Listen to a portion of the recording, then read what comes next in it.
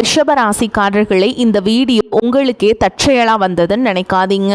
இப்போ நீங்கள் இந்த ரிஷபராசி பலன் பார்க்குறீங்கன்னா அதுக்கு பின்னால் ஒரு காரணம் இருக்குது. சமீப காலமாக மனசில் ஏதோ ஒரு குழப்பம் அல்லது எப்போ நல்ல மாற்றம் வரும் அப்படிங்கிற ஒரு கேள்வி இருந்தால் அந்த கேள்விக்கான பதிலை தேடி தான் இப்போ நீங்கள் இங்கே வந்திருக்கீங்க.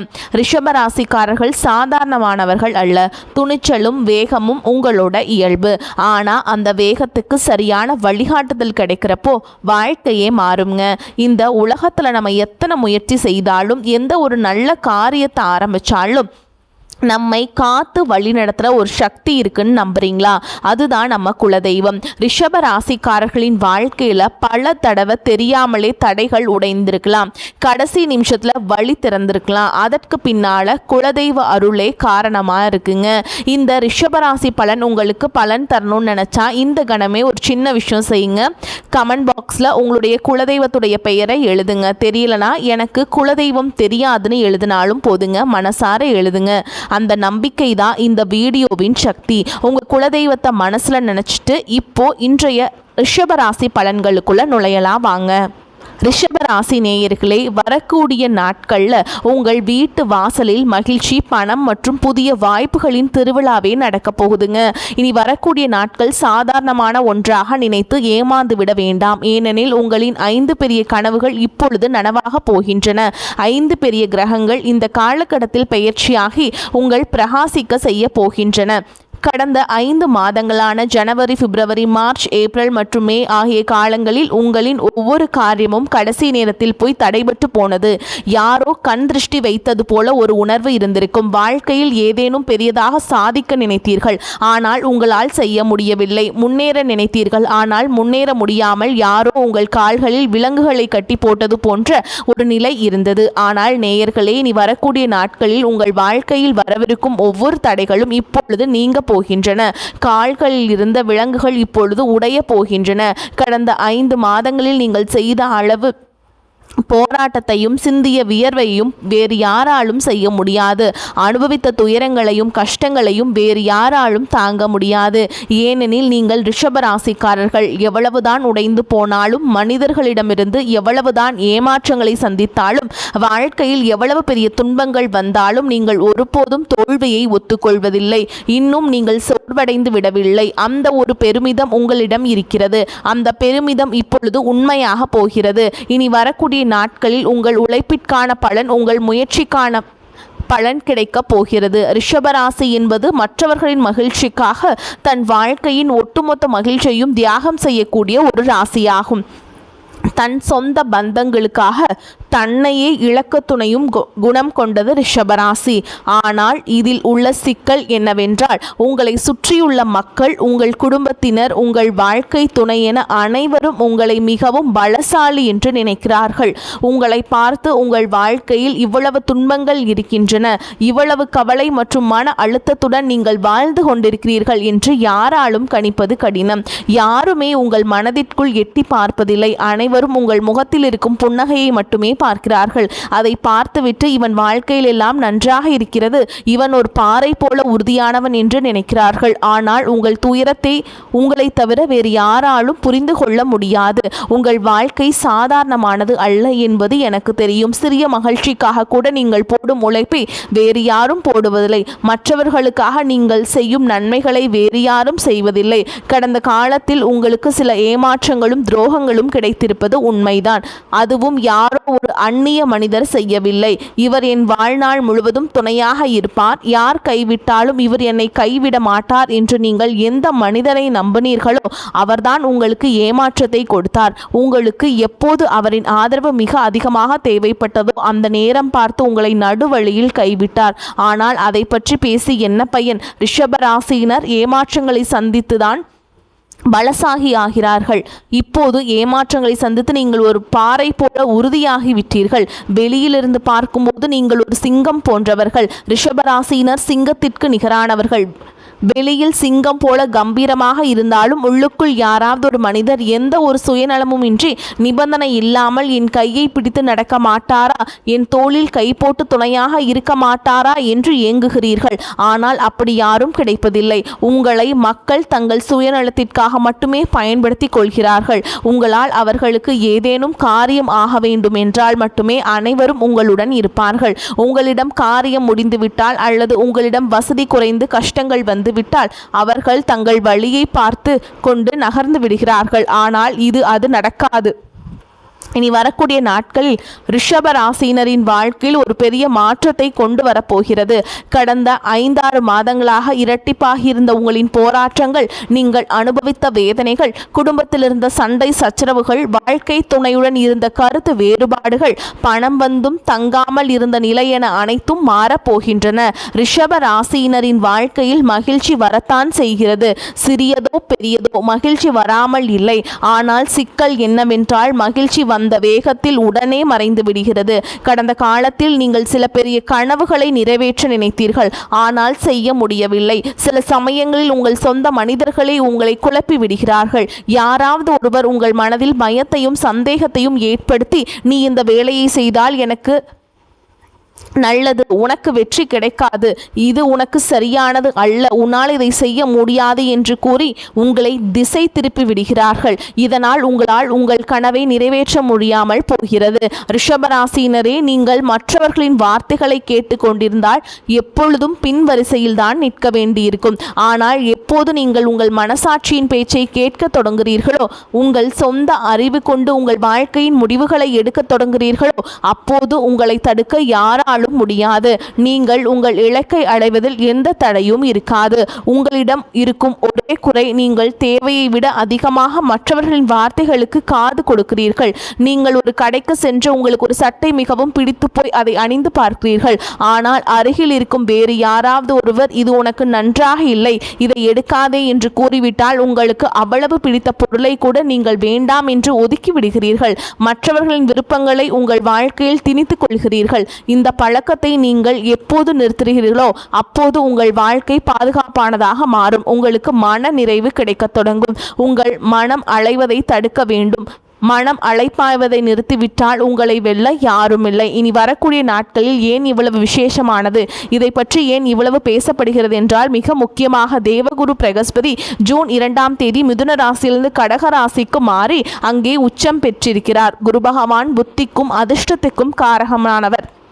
கிரகங்களிலேயே குரு பலமாக இருந்தால் அந்த மனிதனின் அதிர்ஷ்டம் எப்போதும் துணையாக இருக்கும். இனி வரக்கூடிய நாட்களில் குரு பகவான் உங்கள் தனஸ்தானத்திலிருந்து நகர்ந்து 3ஆம் வீடான வீரியஸ்தானத்திற்கு வருகிறார். அங்கே சுக்கிரனும் இணைய போகிறார். உங்கள் ராசி நாதனான சுக்கிரனும் குருவும் உங்களின் 3வது வீட்டில் இணைவதால் உங்கள் வாழ்க்கையின் பெரிய முடிவுகளை நீங்களே சுய காலில் எடுக்க தொடங்குவீர்கள். மற்றவர்களின் பேச்சை நீங்கள் கேட்க மாட்டீர்கள். உங்கள் ஆளுமை திறன் எவ்வளவு பலமடையும் என்றால், உங்களை நிமிர்ந்து பார்த்தாலே உங்கள் எதிரிகள் நடுங்க தொடங்குவார்கள். உங்களை எப்போதும் தாழ்த்தி பார்க்க நினைத்த எதிரிகள் இப்போது உங்கள் காலில் வந்து விழுவார்கள். ஆனால் ஒரு விஷயத்தில் மட்டும் கவனமாக இருக்க வேண்டும்.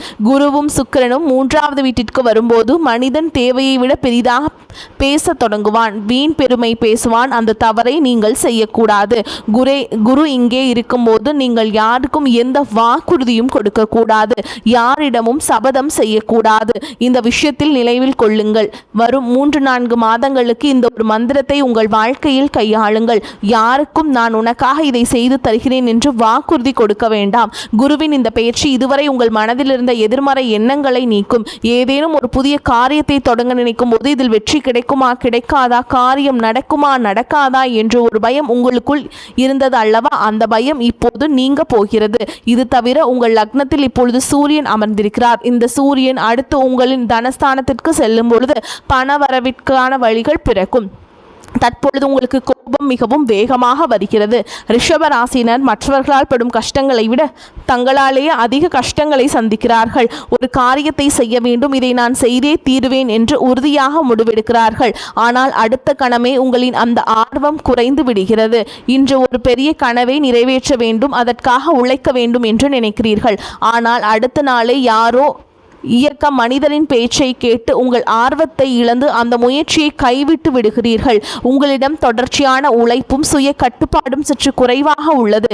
இதில் நீங்கள் மாற்றம் செய்ய வேண்டும். செவ்வாய் பகவானை கவனித்தால் வரக்கூடிய நாட்களில் செவ்வாய் பகவான் உங்கள் 12ஆம் வீட்டில் இருக்கிறார். எனவே இனி வரக்கூடிய நாட்கள், அதாவது ஜூன் மாதத்தில் இனி வரக்கூடிய 20 நாட்கள் செலவுகள் மிக அதிகமாக இருக்கும். தேவையற்ற இடங்களில் நீங்கள் பணத்தை செலவிட நேரலாம். அதிலிருந்து எந்த பயனும் கிடைக்காது. செவ்வாய் 12ஆம் வீட்டில் இருக்கும்போது மனிதன் ஒரு கடைக்கு சென்று ₹1 பொருளை வாங்க நினைத்தால் அங்கே ₹100 பொருளை வாங்கி வருவான். 1 லட்சம் ரூபாய் பொருளை வாங்க சென்றால் 5 லட்சத்திற்கான பொருளை வாங்கிவிட்டு பட்ஜெட்டை கெடுத்து கொள்வான். பின்னர் கடன்பட வேண்டிய சூழல் ஏற்படும். இந்த நிலை உங்களுக்கும் வரலாம். இந்த நாட்கள் நீங்கள் ஏதேனும் வாகனம் வாங்கும் திட்டம் வைத்திருந்தால் உங்கள் பட்ஜெட்டிற்குள் வாங்குங்கள். ஆடைகளை வாங்க சென்றாலும் பட்ஜெட்டை கவனியுங்கள். ஆடம்பரத்தையும் வெளிக்காட்டிக் கொள்ளும் குணத்தையும் சற்று குறைத்து கொள்ள வேண்டும். ஏனெனில் லக்னத்தில் சூரியன் இருப்பதால் உங்களுக்குள் ஒருவித அகந்தை வரலாம். சமூகத்தின் முன்னிலையும் குடும்பத்திலும் சுற்றுவட்டாரத்திலும் என் மதிப்பு உயர்ந்து நிற்க வேண்டும், எனக்கு மரியாதை கிடைக்க வேண்டும் என்று நீங்கள் நினைப்பீர்கள்.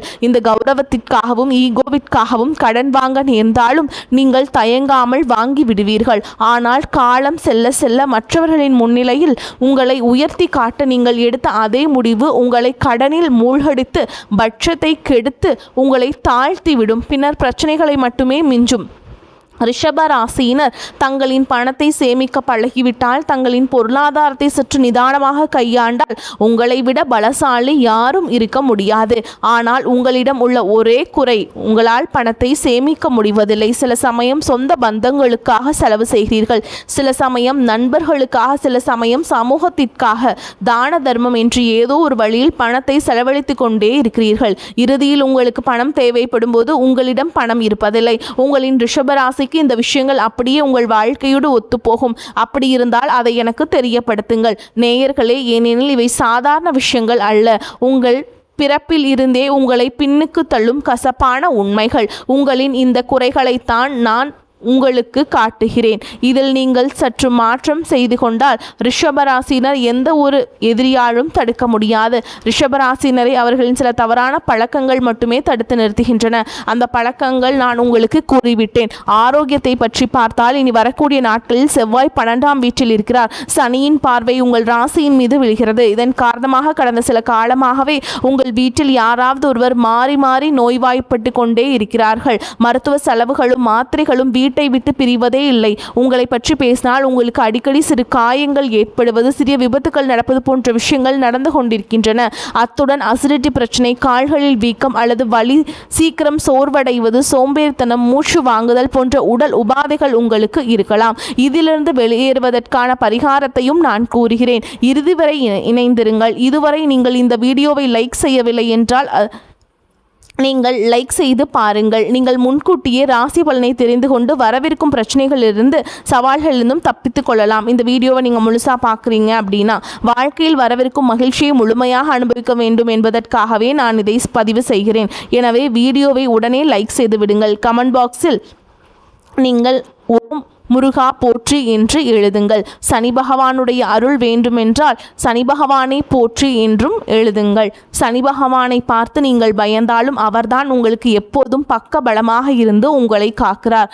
ஆஞ்சநேயரும் உங்களை எப்போதும் ஆபத்துகளிலிருந்து காப்பாற்றுகிறார். சனியும் செவ்வாயும் உங்களுக்கு அருளை வழங்குபவர்கள், கொடுப்பவரும் அவர்தான், சோதிப்பவரும் அவர்கள்தான். எனவே அவர்களின் திருநாமத்தை கமெண்ட் பாக்ஸில் நீங்கள் பதிவிடுங்கள். இப்பொழுது முதலாவதாக ஒரு பரிகாரத்தை பார்ப்போம். அதன் பிறகு எச்சரிக்கைகளை கூறுகிறேன். செவ்வாய்க்கிழமைகள் தோறும் உழைக்க முடியாத நிலையில் இருக்கும் ஏதேனும் ஒரு ஏழைக்கோ அல்லது ஆதரவற்றோருக்கோ உதவியை செய்யுங்கள். அரசு மருத்துவமனைக்கு சென்று ஏதேனும் ஒரு ஏழை நோயாளுக்கு மருந்து வாங்கி கொடுத்தாலோ அல்லது பழங்கள் வாங்கி கொடுத்து சிறு உதவி செய்தாலோ மிக நல்லது. இப்போது கோடை காலம் என்பதால் நீங்கள் தண்ணீர் பந்தல் அமைத்து கொடுத்தல், கடந்த காலத்தில் நாம் அறியாமல் செய்த பாவங்கள் நீங்கி அதனால் ஏற்படும் தடைகள் மற்றும் துயரங்களிலிருந்து நமக்கு விமோசனம் கிடைக்கும். இந்த மாதிரி நீங்கள் செய்தீங்கன்னா நமக்கு தீய பலன்களை கொடுக்கவிருந்த கிரகங்கள் கூட நட்பலன்களை கொடுக்க தொடங்கும். சனி பகவான் நமக்கு சாதகமாக மாறுவார். எனவே இந்த நட்காரியத்தை மறக்காமல் செய்யுங்கள். எச்சரிக்கைகளை பொறுத்தவரை சூரியன் லக்னஸ்தானத்தில் இருக்கும்போது செவ்வாயும் லக்னத்திற்கு வரும்போது நீங்கள் எந்த ஒரு காரியத்தையும் மிக அவசரமாக செய்ய முற்படுவீர்கள். எளிதில் ஆத்திரப்படுவீர்கள். அதிக கோபம் வரும். பதற்றத்தில் ஏதேனும் செய்து விடுவீர்கள். எனவே அவசரமாக எந்த ஒரு காரியத்தையும் செய்யாதீர்கள். அவசரப்பட்டு எந்த முடிவும் எடுக்காதீர்கள். நிதானமாக யோசித்து செயல்படுங்கள். யாருக்கும் பணத்தை கடனாக கொடுக்கும் போது, முதலீடு செய்யும் போது சிந்தித்து செயல்படுங்கள். திருமண வாழ்க்கையை பொறுத்தவரை நன்றாக உள்ளது. தம்பதியரிடையே ஒற்றுமை இருக்கும். ஆனால் யாரோ ஒரு மூன்றாவது மனிதரின் பேச்சை கேட்டு உங்கள் குடும்ப வாழ்க்கையில் சண்டை சச்சரவுகள் ஏற்படுவதை தவிர்க்க வேண்டும். ஆரோக்கியத்தில் அலட்சியமாக இருப்பதும் முற்றிலும் தவறான விஷயம். நீங்கள் மற்றவர்கள் மீது அதிக அக்கறை காட்டும் ஒரு மனிதர். உங்கள் சொந்த பந்தங்கள், பெற்றோர், வாழ்க்கை துணை, பிள்ளைகள் என யாருக்கும் உடல்நிலை சரியில்லை என்றால் நீங்கள் பதறி போவீர்கள். ஆனால் அதே அக்கறை சற்று உங்கள் மீதும் காட்டிக்கொண்டால் நல்லது. உங்கள் மனதில் ஒரு விஷயத்தை ஆழமாக பதிய வைத்து கொள்ளுங்கள். குடும்பத்தை வழிநடத்த வேண்டும், குடும்பத்திற்காக உழைக்க வேண்டும். அது நல்ல விஷயம்தான். ஆனால் அது எப்போது சாத்தியம்? நீங்கள் ஆரோக்கியமாக இருந்தால் மட்டுமே உங்களால் அனைத்து பொறுப்புகளையும் சரியாக நிறைவேற்ற முடியும். உடல் ஆரோக்கியமாக இருந்தால் மட்டுமே உங்களால் உழைக்க முடியும், குடும்பத்தை முன்னேற்ற முடியும், குடும்பத்தின் கஷ்டங்களை தீர்க்க முடியும், பணம் சம்பாதிக்க முடியும். ஆனால் நீங்களே நோய்வாய்ப்பட்டு படுக்கையில் விழுந்துவிட்டால் உங்களின் பொறுப்புகளை யார் நிறைவேற்றுவார்கள்? சற்று சிந்தித்து பாருங்கள். எனவே முதலாவதாக உங்களை பலப்படுத்தி கொள்ளுங்கள். உங்கள் ஆரோக்கியத்தை கவனிங்கள். ரிஷபராசினர் இந்த விஷயத்தை வாழ்நாள் முழுவதும் மனதில் வைத்து கொள்ள வேண்டும். ஏனெனில் நீங்கள் உங்கள் கவனிப்பதே இல்லை. ஆரோக்கியத்தில் பெரிய பாதிப்பு ஏற்படும் போதுதான் நீங்கள் பதறுவீர்கள். எனவே முன்கூட்டியே உங்களுடைய உடல் ஆரோக்கியத்தை பார்த்து கொள்ளுங்கள். வரக்கூடிய வாய்ப்புகளை தவற விட்டுறாதீங்க. கெட்டியாக பிடிச்சுக்கோங்க. வாழ்த்துக்கள். வாழ்க வளமோடு நலமோடு. நன்றி, வணக்கம்.